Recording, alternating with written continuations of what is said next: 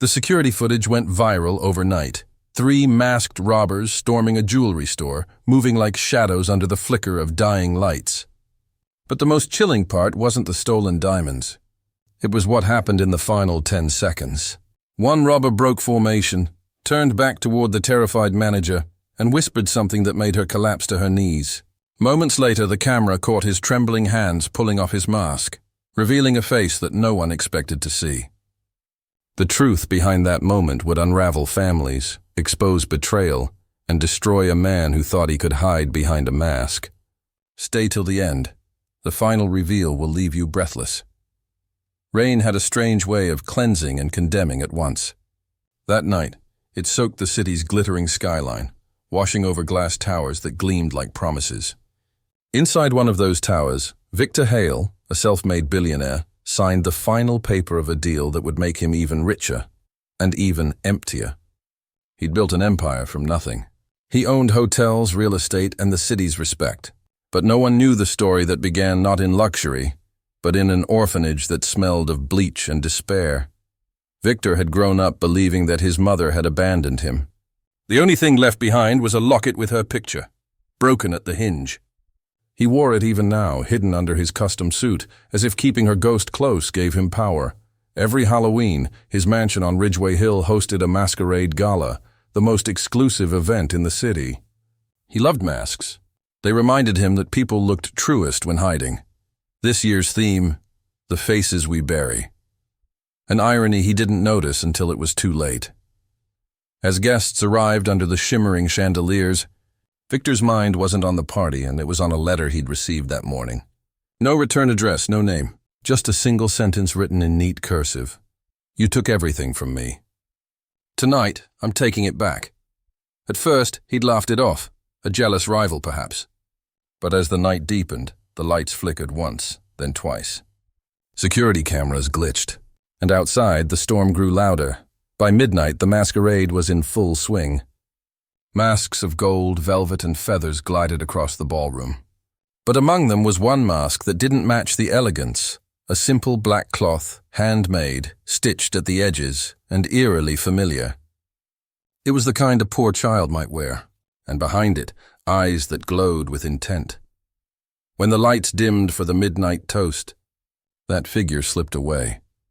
The mansion's corridors were silent but alive. Portraits of Victor's ancestors watching over the marble floors, trophies glinting under low light. Behind one locked door lay Victor's private study, and inside a safe. One that didn't hold just money, but the evidence of a life rebuilt on stolen foundations, and tonight, that safe was no longer safe. The masked figure moved through the mansion like smoke, every step deliberate, every heartbeat synced with thunder outside. They knew exactly where the cameras were, which corners were blind, which sensors to avoid. Because they'd been here before, years ago, as a child sneaking down those same halls, barefoot, hungry, waiting for a mother who never came back. The thief's name was Mara, an orphan, survivor, and Victor Hale's forgotten daughter. She had grown up in the same orphanage Victor once called home. But unlike him, she never got adopted. She learned to fight, steal, survive. And one night, while working a cleaning job, she overheard Victor's name, the billionaire who once lived where she did. Curiosity turned to disbelief when she found an old photo of him holding a woman, the same woman from her mother's only picture.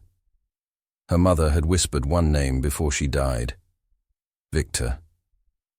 And now, standing in his mansion, Mara's chest burned with a storm fiercer than the one outside. The study door creaked open. Inside, the faint smell of cigars and leather filled the air. The safe gleamed behind a painting of the very orphanage they'd both come from, a cruel joke carved into the wall. Mara entered the code. Not a random sequence, but a date, June 13th, 1997, the day she'd been abandoned. The lock clicked. Inside were stacks of cash, jewels, documents, and a small photograph yellowed with time.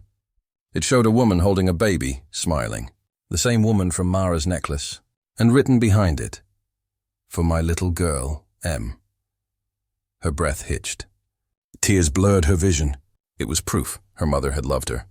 But before she could process the emotion, the door behind her opened. Victor stood there. No mask now, just shock. For a long moment, neither moved. Rain rattled the window. Lightning illuminated the two of them, the powerful man and the girl who could destroy him. Victor recognized the necklace first. His mother's locket, the other half of his own. And then he understood. The panic that followed wasn't of losing wealth, but losing the lie he had lived on. Because years ago, he had made a deal.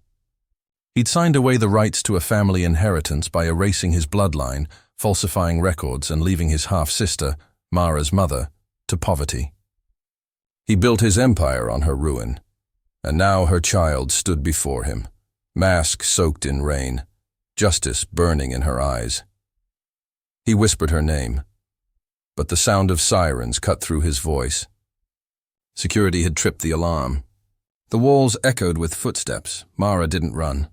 She simply dropped the bag of jewels at his feet and whispered one truth without words, that no amount of money could buy forgiveness. When the guards burst in, Victor shouted that she was the thief. They grabbed her, but something shifted in his face. Guilt, realization, maybe fear of the world finally seeing his true reflection. He told them to stop. But they didn't listen. Mara was dragged away. And the mask, the black-stitched one, fell to the floor between them, landing beside the two halves of a broken locket. The following morning, headlines screamed, "Masked girl breaks into billionaire's mansion, jewel heist foiled." Victor played his role perfectly, the victim, the hero. But inside his chest was hollow.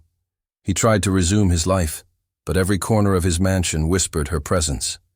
Every reflection carried her eyes. He tried to burn the photo, the one that proved their connection, but the flame refused to touch it. Guilt became his shadow. Then, one night, as Halloween decorations still hung half-torn on the mansion gates, Victor saw her again. Not in person, but on the security footage. At 3:03 a.m., the cameras glitched and a figure appeared on the screen, standing in the very room where she'd been caught. Same mask, same black cloth, but this time she didn't move. She just stood there, staring at the camera. When Victor rushed downstairs, the room was empty, but the locket, her half, lay open on his desk. Inside, a note written in red ink. The truth doesn't die when the thief does. Police claimed it was impossible. The girl had vanished after her arrest, records erased, no fingerprints. Some said she escaped. Some said she never existed, but Victor knew. He could feel her, in the hum of the walls, in the storm that returned every year. Each Halloween, his mansion echoed with footsteps he couldn't explain, laughter that faded when he turned. And every time he looked into the mirror, the reflection behind his own eyes wore that same mask. Years passed. Victor withdrew from the public eye. His wealth meant nothing now.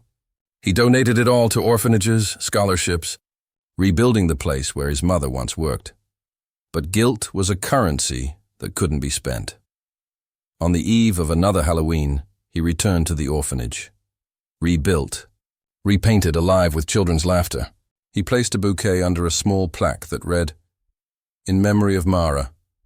A cold wind brushed his cheek, carrying a whisper, soft, almost kind. When he turned, he saw her again. Not as a thief, but as a child, standing by the door smiling through the mask. He smiled back, tears streaming down. For the first time, he wasn't afraid. That night, Victor didn't return home. They found him in the orphanage garden the next morning, peaceful, eyes closed, a faint smile on his lips.